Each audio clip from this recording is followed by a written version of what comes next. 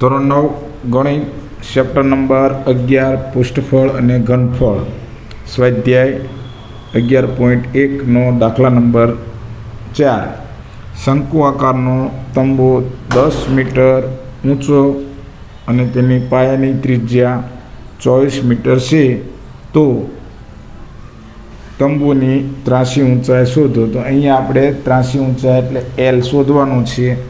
તો અહીંયા આર તો કે આપણે ત્યાં આર કેટલો આપ્યો તો કે 24 મીટર. એચ ઊંચાઈ કેટલી આપી છે તો કે 10 મીટર. હવે આપણે અહીંયા એલ શોધવો છે. એલ શોધવા માટે આરનો વર્ગ વત્તા એચનો વર્ગ.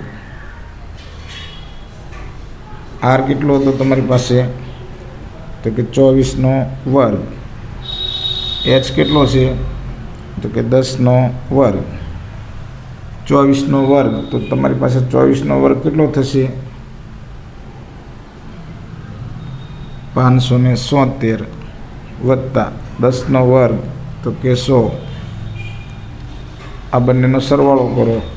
તો આ બંનેનો સરવાળો કરશો એટલે તમારી પાસે 670 તો કે 670નું વર્ગમૂળ કેટલું આવશે તો કે 26.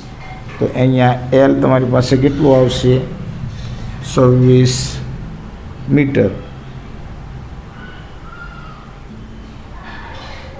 એમાં બીજો પ્રશ્ન કે 1 મીટરના ₹70 લેખે તંબુ બનાવવા માટે વપરાતા કાપડનો કુલ ખર્ચ શોધો. તો અહીંયા આપણે કાપડનો કુલ ખર્ચ શોધવાનો છે. તો શંકુ આકારના તંબુમાં વપરાતા કાપડનું ક્ષેત્રફળ શંકુ તો કે અહીંયા શંકુની વક્ર સપાટીનું ક્ષેત્રફળ તો કે પાય આર એલ. તો અહીંયા પાયની કિંમત તો કે 22/7.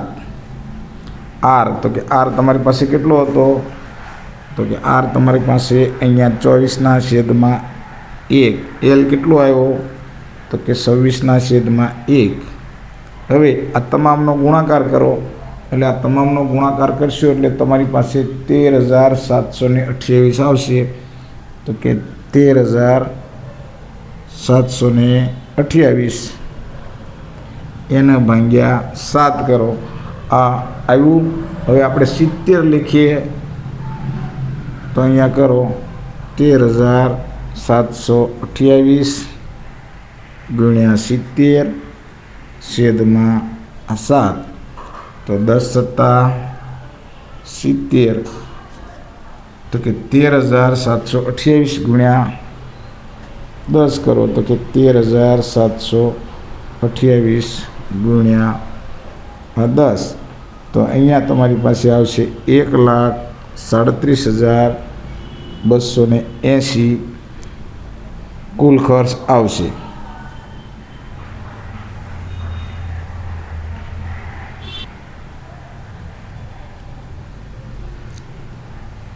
આમ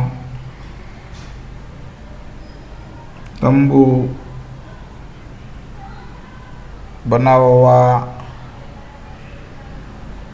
માટે વપરાતા કાપડનો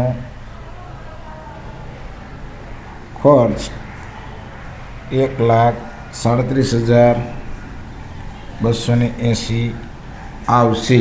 ઓકે.